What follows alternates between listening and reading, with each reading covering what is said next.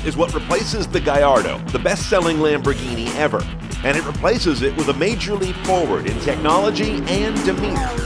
Let's drive the 2015 Lamborghini Huracan and check the tech. When Lamborghini set out to replace the Gallardo, they wielded a lot of new and improved technology.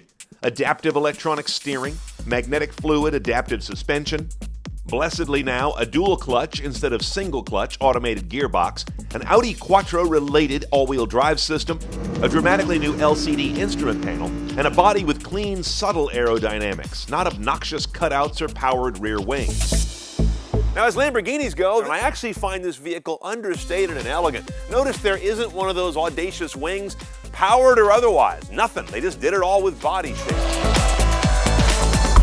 Speaking of that body, the whole structure of this car is a composite of some carbon pieces, some aluminum pieces, a lot of sandwiching and blending of the two. It's not a true carbon tub with aluminum subframes.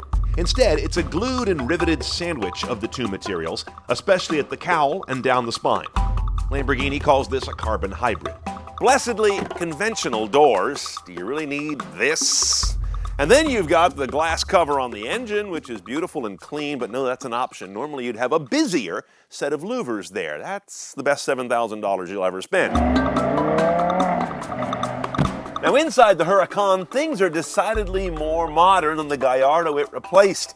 Look at that instrument panel. It's a 12-inch side-to-side all LCD, driven by an NVIDIA Tegra processor. You've also got another LCD over here that's a fixed set of engine gauges. Now back to the main one. Interesting behavior here. You can have sort of a split screen where you have instrumentation on the left and you've got your infotainment interface on the right. Hold a button here on the wheel and then you go into a full screen of your Audi-inspired MMI.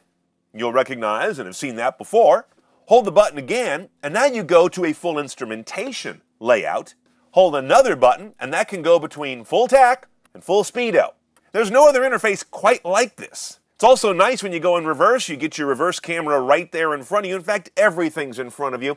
This is an interesting vision of moving things away from the glance away center head stack to right in front of the driver. And of course, related to all that stuff in the dash is a pretty familiar, kind of last generation Audi MMI interface.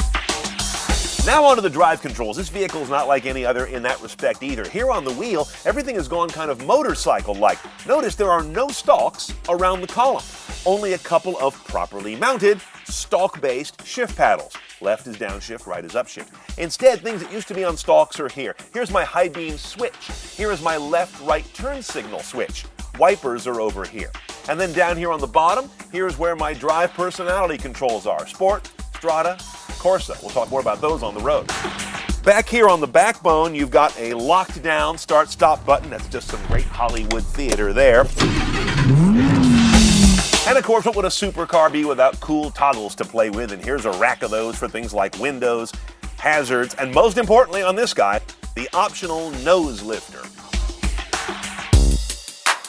Under glass is the heart of the beast, the 5.2-liter V10, naturally aspirated, no turbos, no supercharger. They do it the old-fashioned way.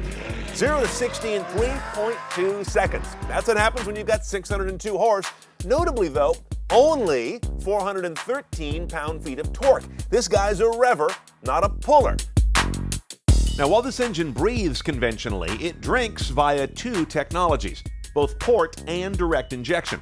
Something a number of automakers are doing more of lately to optimize fuel delivery across the entire RPM and load range. 7-speed dual-clutch automated manual gearbox is very different than that Gallardo we had, which had a single-clutch automated manual and was on the bulky side. This promises to be much more refined. Oh, by the way, if you care, the MPG is 1420 on this guy. That's actually not bad. The days of single-digit MPG supercars are just about over.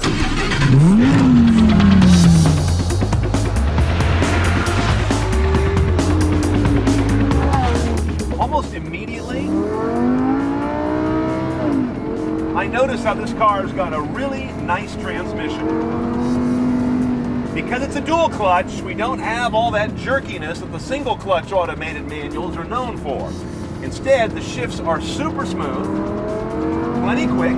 Of course, it depends if you're in Strada, Sport, or Corsa. When you move those drive modes on the wheel, you affect a lot of things. You're going to change your throttle mapping so you get more power sooner. You change your steering ratio if you have the adaptive steering option. You're going to change the way the adaptive suspension operates. You're also going to change the way the stability control is going to dial in. You're going to change the shift points and how aggressive and quick those happen. It really transforms a lot of things about the car. Now, this car's also got an interesting set of sensors. The accelerometers and the gyros are three-dimensional. So you've got X, Y, and Z, which Lamborghini says is really helping them get some real dimension and real-world flavor into how they modify all of those drive systems. You know my favorite compliment for any car? It feels light. It feels light. And when you feel light, you feel fast. Well, one of the things you're also hearing about this car is the exhaust that changes when you go into Sport or Corsa. They open up some baffles and you get this nice back crackle. Beautiful sounding thing. Now, there are some Lamborghini quirks that make this car a bit of a pain in the ass to live with. I don't quite fit. I'm leaned way back and my knees are all bunched up. The other thing is, when you get a windshield this rakish and cheeky, you also end up with some great big A-pillars that really get in the way of tackling corners.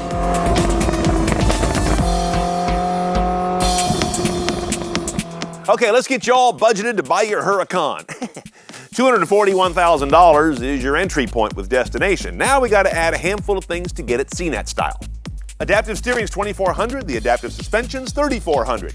Navigation is an awfully steep $3,200. Rear cam, you're gonna need it, that includes backup sensors, nearly $4,000. The nose lifter will save you twice its price the first time you find a curb, that's $6,900. And the glass engine lid, I love it, $7,000.